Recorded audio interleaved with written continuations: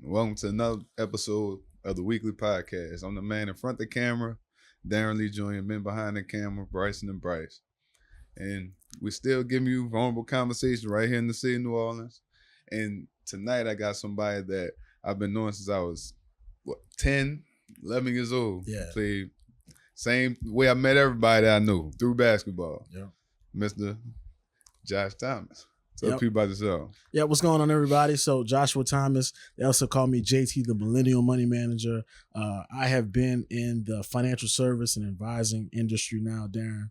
We make 10 years this May made, man. So I'll tell you a little bit about how I got started, kind of got, how I got here, and we're just gonna open it up. But man, at the time I was 23 years old. I was in school. I graduated from Nicholls State University, got a bachelor's in allied health science. I pretty much wanted to go work in the medical profession. But like for most of us, we have been taught the idea, look, you go to school, get education, get a degree, that hopefully when you graduate, you're going to have a job wage. Yeah. Right. Well, that wasn't the case for most people that I know. Right. And I was one of them. I was no different from anybody else. But at the time, man, I was working full time as well. So I was a assistant manager at Finish Line. So I was the shoe plug back then for almost 6 years. So I did that and I loved the shoe business, but I hated retail. Yeah. So I knew I didn't want to stick in retail anymore. Getting ready to graduate, I did not want to go get a master's or doctoral degree because I was burnt out of school, man. I was taking all type of biologies and sciences, and I was not struggling, but it was more challenging for me to pass. And I said, man, I can't do another 2 years of extra schoolwork if I'm having challenges right now. Just the reality. And so I was like, man, I don't know if I can do this again anymore. And so, man, I was stuck between a rock and a hard place. Just like I'm sure most people that are listening to this are seeing this, and you have at some point you come through a path where like you got to figure out what's next for you. And that's where I was, but I just didn't really know, what my direction would be. But I decided to go work in business with my dad. So my dad has been in the financial service industry now 40 years at the time, 30. And what was so intriguing about financial services to me was, man, every day growing up, man, I seen a black man get dressed up in a suit and tie, go to his office. He didn't have a boss. He made 6 figures, so I knew he made money. He had a good lifestyle. And I saw that growing up, and I said, man, I want a piece of that, especially after working for somebody for almost 6 years. So I knew what it was like to have to answer to a boss, not have to get a weekend off, have to ask, can I take a lunch break? Can I have this day off, this day off, and politicking for days off. And I said, man, I don't want my next 30 or 40 years of my life to be that, right? And so I said, you know what, Dad, I want to go see what it's like working with you and see if I enjoy it. Yeah, good. Dad was doing that when we was playing ball. Yeah, right? he been doing it. So he did that his entire adult career. So he got started at 23 as well too when he got in the industry. So this is all I've ever known from a business standpoint. I mean, I could literally remember one of my wildest, and I say wild, but one of my fondest memories was, man, I probably was maybe 11 or 12 years old. Me and my family were going on a trip. We were on an airplane, and this guy, this white man that was sitting next to me, he saw me, my dad, my sisters, and we were separated in our seats, but he saw we all got on a plane together. And he asked me, he said, hey man, is that your dad over there? And I said, yeah, that's my dad. He said, he's got this big ring on his finger. Did he play sports? Like, what sport did he play? I said, no, it's not a sports ring, it's a business ring. In my dad's business and the company, when they start making 6 figures, they give you this Super Bowl size ring. And he was like, okay, he asked me, well, what kind of business is your dad in? I said financial services. They deal with mutual funds, IRAs, this, that, and third. And he was blown away that 11-year-old black kid could tell him about investments and things like that. He was blown. His face, I never forget it. His jaw dropped, right? And so, man, I knew about investments and financial services at an early age. Didn't really know the full ins and outs of it, but because I was around it so much, it was second nature when I got into business that it just clicked, right? And so that was 10 years ago, bro, and I've been here since. And one of the things that made me want to stay is just the fact that most people in our communities have never had a help or seen financial education, right? We could take a look at any urbanized city today, whether it's New Orleans, Atlanta, Chicago, Houston, Dallas, you name it. There's a big gap between our people and other communities. And it stems from the financial literacy or education that we just have not been afforded the opportunity to see. We go through our whole lives, elementary, middle school, high school, and college, and I want to give a financial education, right? We're taught to go out and get a paycheck, but your paycheck doesn't come with instructions. right? So if you don't have somebody to teach you that, well, most likely you're going to be behind the 8 ball. And that's the unfortunate part about our community today. And so I saw that. I saw there was nobody that was in my age range that looked like me that was doing this.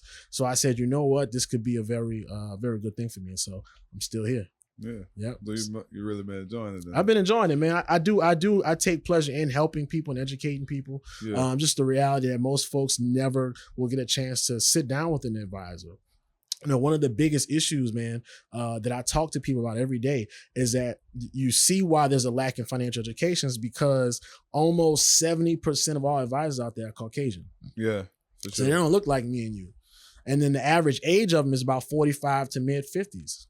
So there's a reason why, you know, we're here in the East right now. If you go downtown and Ninth Ward, you'll never see financial advisors in those neighborhoods because they don't look like us. So we don't have a whole lot of representation in the industry, which can be a challenge, which is why you see this lack in help when it comes down to investments, when it comes down to life insurance, when it comes down to making sure that your money is allocated properly. So if we don't have representation and people that look like us, well, more than likely we're going to be up behind 8 ball. There are probably about 350 to 380,000 advisors in the United States. Only 60,000 of them are African American. It's less than 4%.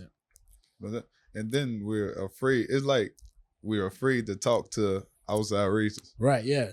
And so, well, how can you, if you don't want to talk to people that don't look like you, understandable, right? Yeah. But if you don't have anybody that looks like you to be in the industry, well, where do you go? Most people, they don't go. All they know is to go to a bank and put their money in a savings account or at best a CD.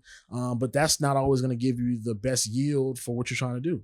And so you need an advisor, just like people, they're sick. Where do they go? They go to the doctor, right? You need law advice, you go to a lawyer, but most people don't have a financial advisor to go to sit down and say, hey, look, this is what my investment goals are. This is what my retirement goals are. This is my life insurance goal is. And they don't get to have an opportunity to put a plan in place, and that will mess you up in the long run, Do you feel like that's why a lot of, especially our culture is stuck and never get out of it? Well, I think the first issue it's all generational, right?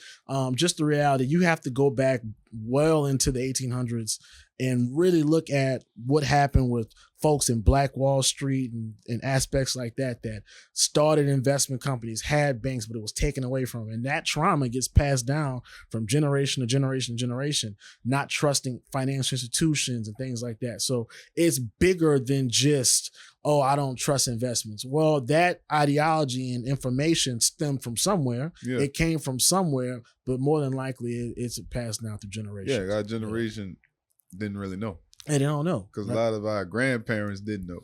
Right. Yeah. And so that's one of the biggest issues is that, the lack of access. And because we don't have access, most of our people don't have the feeling like they can trust somebody to have that conversation with, right? Because it's the reality of it. So what exactly? You just help people basically manage their money, or exactly like?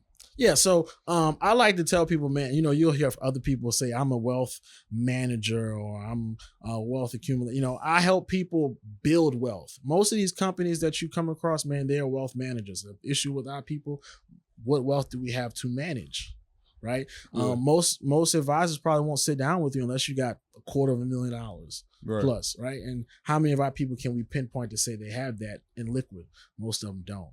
At all. Vast majority. So the main thing, the two main areas that I help my clients do is plan for what we call a theory decrease responsibility in your early years. If you got young family, got young kids, making sure that, hey, look, you got enough adequate amount of life insurance. Making sure that, hey, have you planned for your kids' college education? So look, when they grow up and go to college, they don't have to get all the student loan debt. That sets them behind the 8 ball before they even get a job, right? Making sure that, hey, you are,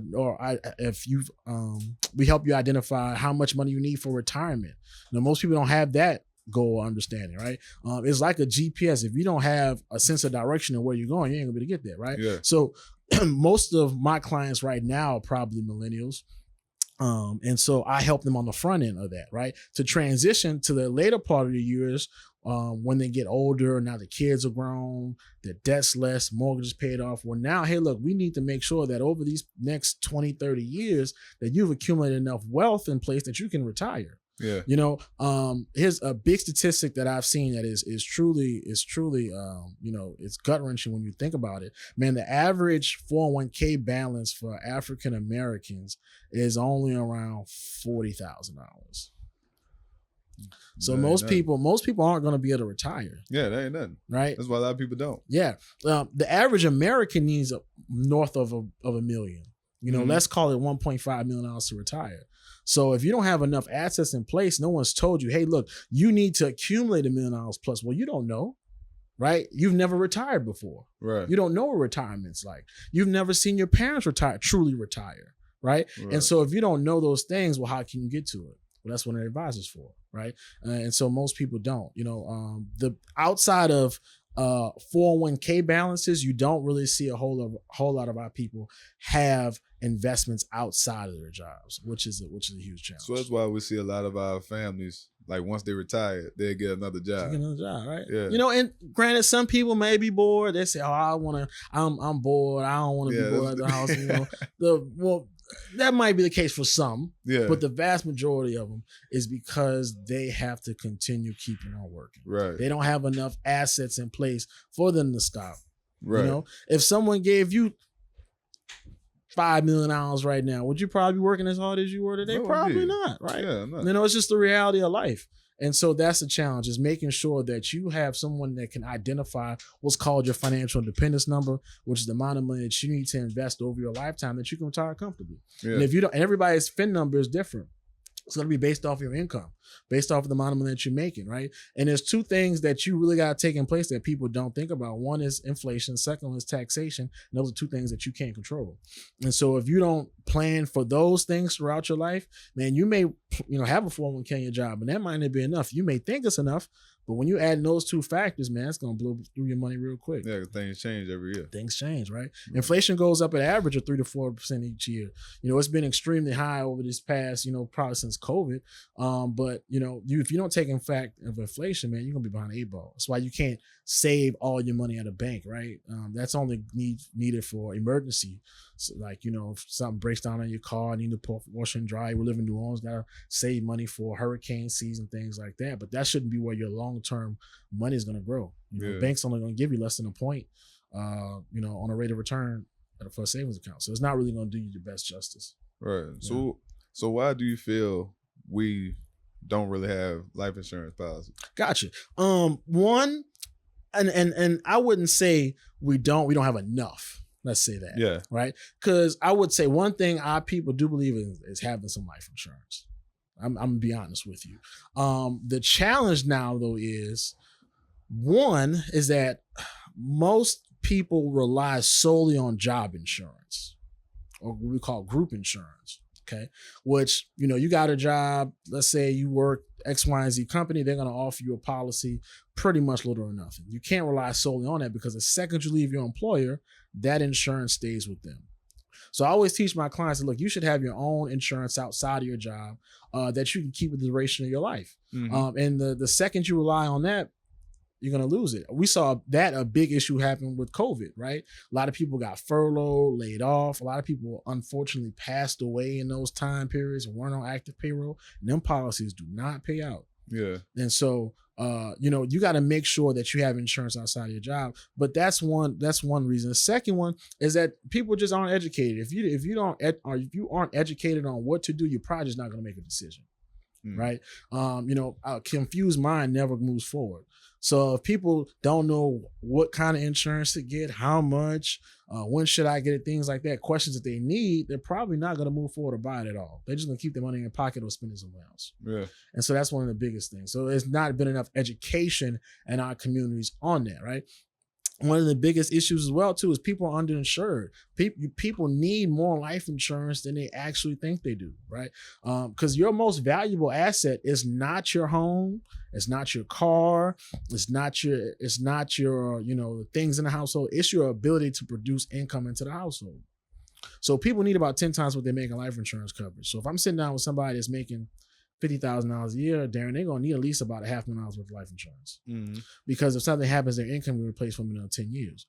And so not being educated is one of the biggest factors of people not having life insurance. Ain't that a lot of reason why when people pass, they gotta, they gotta have GoFundMe, yeah, man. GoFundMe is one of the biggest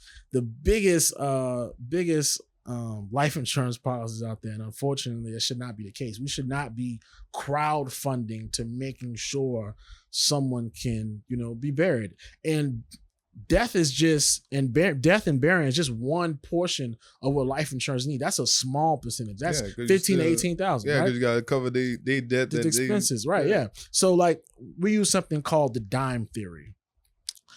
D stands for debt, right? Mm-hmm. Somebody passed away, you got to make sure you got enough money to pay off debt. Income. Got to replace their income, right? So if you got a husband and wife situation, husband passed away, the wife's depending on his income. Yeah. Right? Well, now income's cut in half. Well, more than likely, if she doesn't replace an income, mortgage gone, car notes gone, insurance gone, she probably has credit card debt, all types of situations will unfold because not enough life insurance is put in place.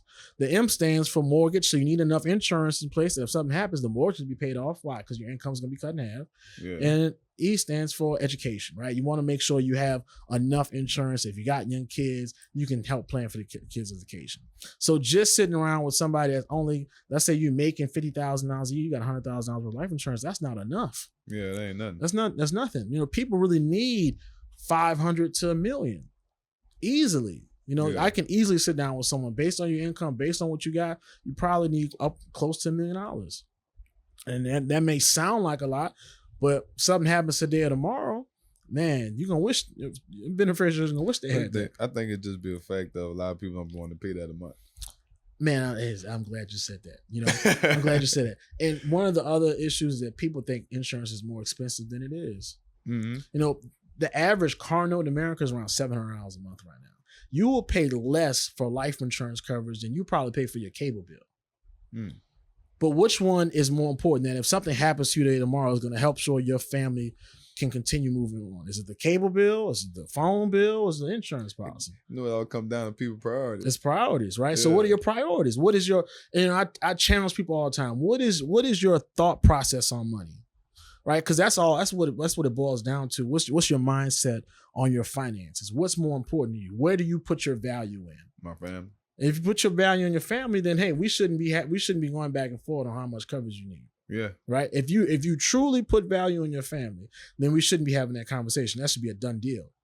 That's when I know if somebody truly values their family or not. If you say you do, well, hey, you need this X amount of coverage. Okay, cool, no problem. Some people do and some people don't. But that's when you figure out if somebody values what they really say they do. Just being honest. Right. Mm-hmm. That makes sense. Yeah, bro. So what about investing? Like, what do you feel is the best way to invest nowadays? And that question is going to be different for different people depending on where they're at. Mm-hmm. I teach my clients and a lot of people, there are 3 phases of investing that you're going to go through, and that will help determine what you should be investing in, because every investment is not meant for everybody. Right. That's the one thing I'll be trying to, let people know, that each strategy is not the same. Like, so the first level is what we call the appreciation phase. Okay. That's where you're going to start. Mm-hmm. That is the ground level. And your whole premise is to accumulate wealth. That is a 20 to 30, 35 year process. That is where things are going to be the most challenging, because you have to be the most disciplined, because it's the longest phase of your life. Okay. Because most people are starting from nothing. Mm-hmm. Right. So how can I get you to start from zero and accumulate $500,000 $1 million plus in this time period? Well, the best way to do it is through growth funds. We use like mutual funds. We're going to use IRAs, things like that will help grow your money and do it tax-free as well too. But that is the longest portion, and that's where people quit the most. Right. Because it's the longest duration. And it's investing is not hard. It just takes discipline. Yeah. Right? Because things come up. You can say, man, I can take this $152 a month and invest it, or I can take this money and go buy some shoes. I can do this, spend it on this. Speaking of IRAs, Roth IRAs, if you haven't heard of IRAs, Roth IRAs are one of the best kept secrets for retirement in America, because it allows for people to accumulate money for retirement tax-free. It allows you to take money and put it in a vehicle that later on the line you're going to pay taxes. And most people don't have them. Only about 45% of African Americans have a retirement account. And that's including 401ks, 403bs, Roth IRAs, all the same. But it's one of the best ways to accumulate wealth tax-free. Like, for example, if somebody took a Roth IRA and maxed it out every year, which the max that you can put into a Roth IRA is $7,000 a year, which equates to about $583 a month. Okay. If you max that out every year, and let's say that IRA averaged 12%, at the end of 30 years, you can have about $1.7 million tax-free. Right. You say how long? About 30 years. All right. At 12%. Okay. I just told you the average car note is about what? 700. Yeah. Right. So you can become financially independent with less than spending money on a car note. Right. The question that we just talked about, what do you value more? Right. And so becoming financially independent is not the most, it doesn't take the most money in the world to build wealth. People think that's a common misconception. I think it's just all about discipline. It is all about discipline. It is all about discipline. But one of the issues that people think that way is because most brokerage firms won't sit down with you unless you have a certain amount of wealth. So it creates that stigma. Well, I have to have this amount of money to invest when you don't. Yeah. Right. So the first phase I was saying was the appreciation phase. The second phase that people go through is the protection phase. Okay. Now you've been investing for 25, 30, 35 years. You built this nest egg of money. You got $500,000, $1 million, whatever the case may be. Well, how do we make sure we protect it? How do we make sure that all this money I accumulated, I just don't lose? Right. Right. That's the second phase we go to. And the third one is called a distribution phase, making sure that you can take money from your investments without running out of it. It's a big thing. You don't want to make, you built this nest egg of money. You want to make sure you have enough, but you want to make sure you're not taking too much that you don't run out of it. Right. So knowing which phase you're in will help determine, hey, what type of investment should I be doing? Should I be using growth mutual funds to accumulate wealth? Should I be using something like an annuity to protect my money from loss? Should I be using something like a managed account to grow wealth? Or I'm at the end of my years that I need to, make sure it's still growing while I'm taking distribution. But knowing what phase you're in will help you determine, and even as an advisor will help me figure out, well, what investment vehicle is right for you, what's suitable for yourself. Right. And that'll take out a lot of frustration that comes along with investing as well. That makes a lot of sense. But like you said in the beginning, it's just all about us not being knowledgeable about it. We don't know. Yeah. Which is why we need more African American advisors. Yeah. We need them. This industry is only getting smaller because they're putting more regulations on licensing, right? They're giving you more tests. They're not giving more tests just to do it. They're trying to put more restrictions on it, right? So we need more of our people that look like you and I that can go in, get licensed, and go to our communities. People that we've known since we were kids, people that we've known their parents for years, and sit down with them, teach them this information, and help them with their finances. Because if we don't, no one else will. Right. For sure. Yeah, no one else will. My office is in Metairie, right across from Lakeside Mall. Right around the corner from Lakeside is a beautiful, brand new, this Charles Schwab office might only be 2 or 3 years old. But the Charles Schwab advisors are not coming to New Orleans East to sit down with our people. Yeah, they're not. They're not coming to you to talk to you about setting up your $100 a month IRA to get you started. They're not doing that, right? They're gonna turn around at the door, right? Yeah. And so if our people don't get these licenses, don't get in our communities, sit down with folks and teach them and help them and educate them, we are going to be behind the 8 ball forever. The average net worth of an African American family is about $60,000 compared to white families is about $250,000. Yeah. And so if we don't start investing, if we don't start getting life insurance in place that can create generational wealth, if we don't start using these investment vehicles, we're going to constantly be behind the 8 ball. But that's what we need to do. Yeah, that's just where you're at. Yeah. Man, I appreciate you for sharing your knowledge. Man. Yeah, man. It's what I do. I think I think in this profession is one of the most important. We put a lot of emphasis, man. We need Black doctors. No doubt about it. We need Black nurses. We need Black lawyers. We need Black politicians.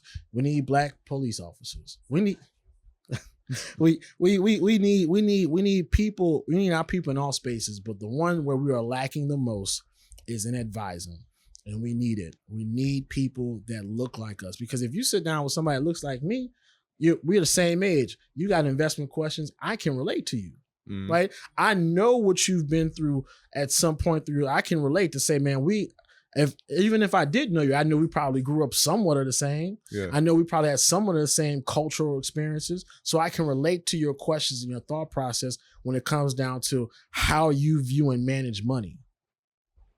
And that's all money is. Money is all about your mindset. What is your viewpoint, and how do you think about money? Right. Is money just a tool to you? Is money just a way to buy this? Is money a way to create wealth? It's all on how you look at it. And that'd be a lot of problem, because we just use our money for the wrong thing. The wrong things, right? Yeah. And unfortunately, African Americans are the number one buyer of clothes, entertainment, food, compared to all other ethnicities. And I found that out too, because I was reading something. I was like, the race that bought the most Mercedes are black people. Black people. Yeah. But we have the least amount of wealth. Yeah. So where do we put value? We, as unfortunate as people, as African Americans, we put value in things. Yeah. In objects, things that depreciate in value. That's what we put our value in. And until we change that, man, look, there's nothing wrong with buying a Benz. There's nothing wrong with buying a Lexus. There's nothing wrong with buying this. But just because you can buy it, does that mean can you own it? Buying something and owning it are two different things. Yeah, for sure. You know, and most people get caught up with the glitz and the glamour, the flash, you know. But what does your emergency savings look like? What does your IRA look like? What does your 401k balance look like? You know, until we start having those real conversations, and you know, sometimes it can feel like a slap in the face. Like I tell people, look, you sit down with a one-on-one with me, I'm gonna get very real with you. Right. Because if I don't, I'm not helping you. Yeah, no. If I pacify you, it's not going to do you any good, right? If someone comes to me and says, hey, look, Jay, I want to be able to start investing and accumulating this, and we start looking at your budget, and I say, where are we going to do this at? Yeah. You know, you spending X, Y, and Z on this, you spending X, Y, and Z on this. Some of this you might need to cut back, and if you want to be able to do this, right? And like I said, all boils down to, what do you value? Mm-hmm. What's important to you? You know, sometimes people will say, man, look, well, I got to live for today. Well, if you don't plan for tomorrow, it ain't gonna matter. Right. You know, so you gotta just figure out what's important to you. And that's one of the challenges that we face.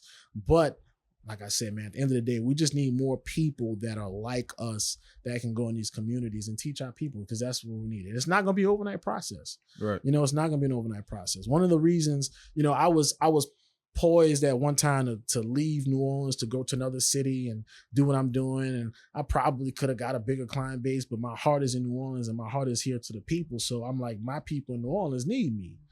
You know, even if they only doing $50 a month, $7,500 a month, man, people here need me. They need what I do. And I'm grassrooted here. So I didn't move. I said, you know what, I'm gonna stay here and try to, you know, do what I can for my community and teach people. And it starts just one client at a time, you know, right, one presentation at a time. Yeah. It always will.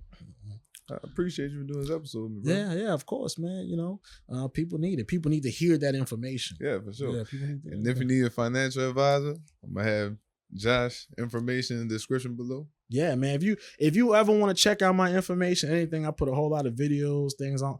Follow me on Instagram, JT So Cool with a K. Follow me. I got a bunch of stuff on there. I'm always posting stuff. I got another video I'm about to drop probably next week. But I'm always putting out information. Free game. Most of this information is free. And one very important thing, Darren, I would tell you, is that over, I would say, the past 5 years, we've seen a big influx of social media presence, right? Mm-hmm. Making sure that when you do get your information, you get it from somebody credible, right? Most people that you get, or see people talk about financial information. They're not licensed in the industry. They don't have certain licenses or accreditations. And so you want to make sure that you are getting your information from people who actually work in industry and have the licenses for what they're speaking about. Because there is a lot of misrepresented information out there. Yeah, you know, people will send me videos and TikToks. What do you think about this? What do you think? I'm like, some of this is right. A lot of it's wrong, you know, whatever the case may be. So you do need to watch where you get your information. But what social media has done is started piquing people's interest. I will say that. Yeah. You know, over the past 3 to 4 years, more people have been open to talk about investments, life insurance, and things like that. Now they're just trying to figure out what's the right way for them. But now I would say more conversations among millennials are starting to happen. You know, you see, you know, the baby boomer generation, the silent generation, those are parents, grandparents. Though that generation really didn't have those conversations. Now you're really starting to see Gen Xers, millennials, Gen Z, these generations now that have had social media, had cell phones in their hands for time periods. They're starting to want to have those conversations. And social media has been a big play into putting information out. We just got to help decipher to them what is the right information for them. Yeah, it was good and it was bad. Yeah. Mm-hmm. It was a scam. Yeah, you know what I'm saying? Is this a scam? Is this real? You know, trying to figure out what's what, and just helping people guide through that. Yeah, for sure. Yeah. It's another episode, man. Open eyes, vulnerable, and tune in next week. And this is the WeakLEE Podcast. Be sure to like, comment, and subscribe. Tune in next week.